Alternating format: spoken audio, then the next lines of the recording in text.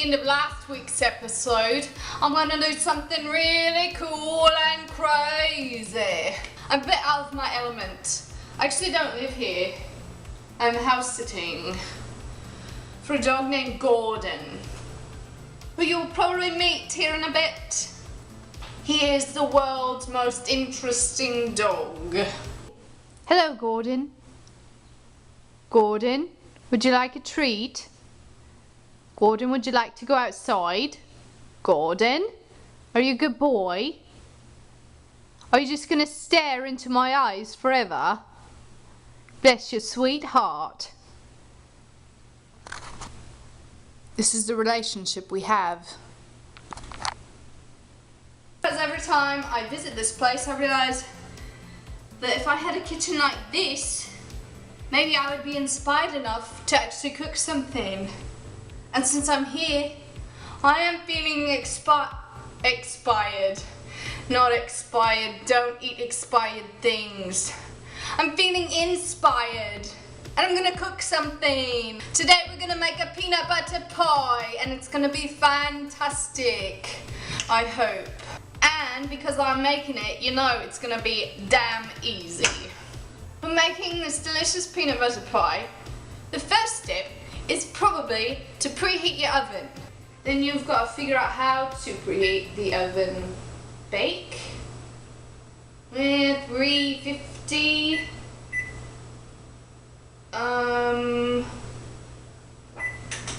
Go. Next step, you want to make your pie crust. Now then, you could buy a pre-made pie crust at the store, which would actually be a lot easier, but I'm a cheapskate, so I do things the hard way to save a couple of pennies. Get your pie plate. Melt a stick of butter in the microwave. Peel all the paper off. Next, crush up your graham crackers. Now then, there's probably a better way to do this, but I'm unprepared, being in a kitchen I'm not familiar with. Find something to crush them up. I think this is for salads, but we're doing it, yeah! It's about as good as it's gonna get. Now pour in your melted butter. Make sure you wash your hands first, because your hands are probably filthy. It tricks you. It makes you think, oh, there's not enough butter, or oh, you don't have enough graham crackers. But once you get the butter mixed in with the graham crackers, it usually works out, at least sort of. I think that's about as good as it's gonna get. Now stick it in the oven after you wash your hands again. Look, it's a magic sink. Now with clean hands, stick your pie crust into the oven and cook it for a little while. Timer, 7 minutes. Not hours. Cancel, timer, oh dear. No, don't turn the oven off. Bake, 350. Why do you hate me? Bake. Bake. Stop time. Cook time. 7. Okay, now that our crust is cooking, we need to work on the pie filling. Find a bowl. Get your instant pie filling. Because great value, because I told you I'm cheap. Read the instructions. 1 3/4 cups cold milk. 2%. I don't have 2%. I hope it still works. I told you this was a fancy kitchen. This is the only measuring cup I can find. Look, you can adjust it to different volumes. 1. Ooh, close enough. Oh dear. And then 3/4, which I would assume you sort of bunch this up a bit, but it's not really marked, so you just gotta wing it. Yay, my favourite thing to do. Just fill it 3/4 of the way full. That looks pretty good. Add your instant pudding mix. Oh dear, I'm so good at cooking. Beat Beat until well blended with a wire whisk, rotary beater, electric mixer at medium-low speed. I'm going to be using a wire whisk, beating at medium-low speed. Chill for at least 1 hour, but we don't have time for that. Plus, I almost forgot. You have to add your peanut butter because this is a peanut butter pie. Get your peanut butter. Why do I choose Jif? Because it doesn't often have salmonella in it that I know of. How much peanut butter do you add? I don't know. Add it until it tastes right. Don't you love recipes like that? I know I do. Oh, 7 minutes are up. I wonder if that means our pie crust is done. It's not. Add some more time. Time cook. 2 minutes. No. Damn. Bake. 350. Why do you keep shutting off? Go. Go. Bake. Whisk in your peanut butter. Hey, look, it's trying to escape. It doesn't like this game. Guess what? Too bad. How do you know if you've got enough peanut butter? Taste it. Not enough.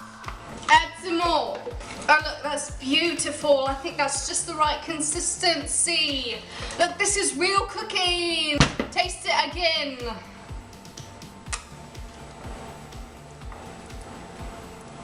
Perfect. Try to get it off your whisk, which is kind of a joke in and of itself. Oh, don't do that.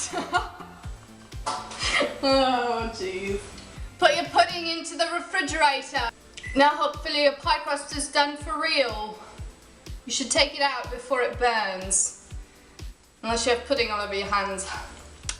Then you should wash them again.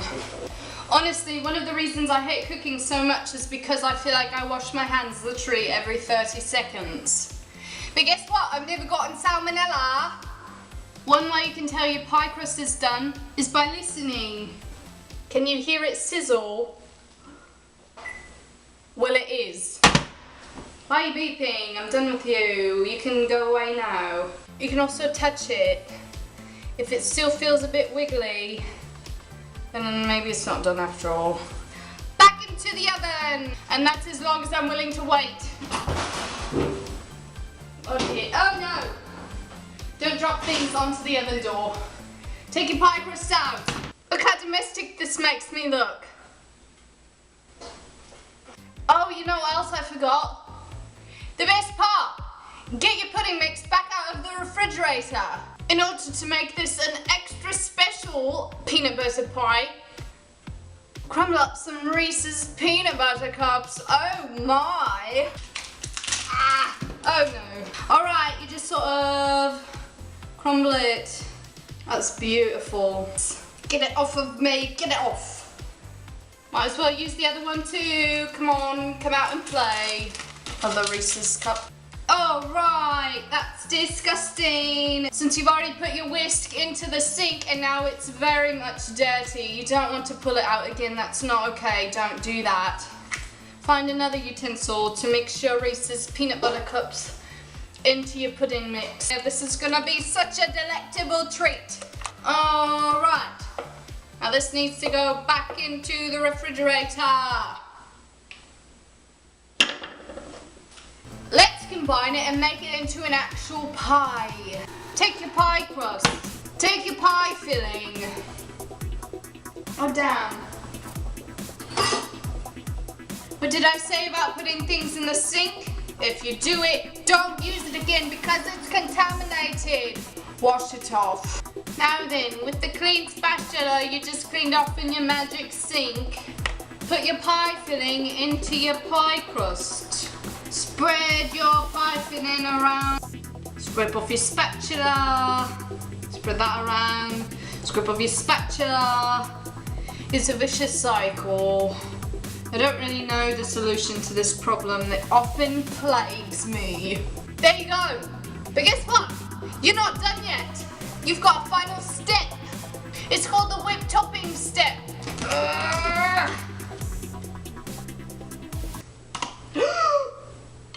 careful.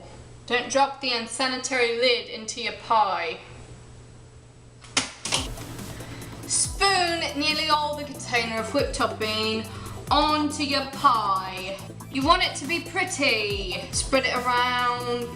And if you want to get fancy with it, do this with your spoon. Because it makes little, actually it just flips things up into the air. I thought it was going to make, you know, like little like dollops, you know, like you see in meringue. This is not meringue, do not be deceived. So since that's not working, just spread it around in a little swirl. Ah, look at that! It's a beautiful pie. And you know what? You're done. This is your peanut butter pie. Now you can just eat it and be happy. Should we take a bite? Here we go.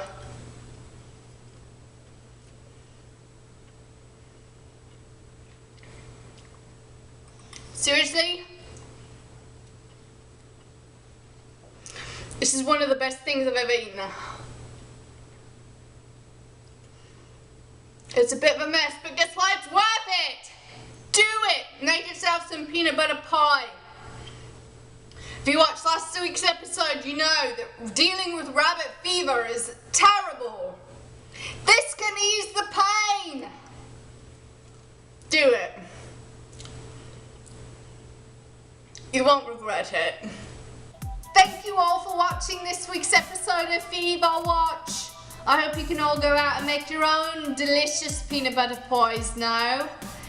Until never time, have a good one, and I'll see you all next week.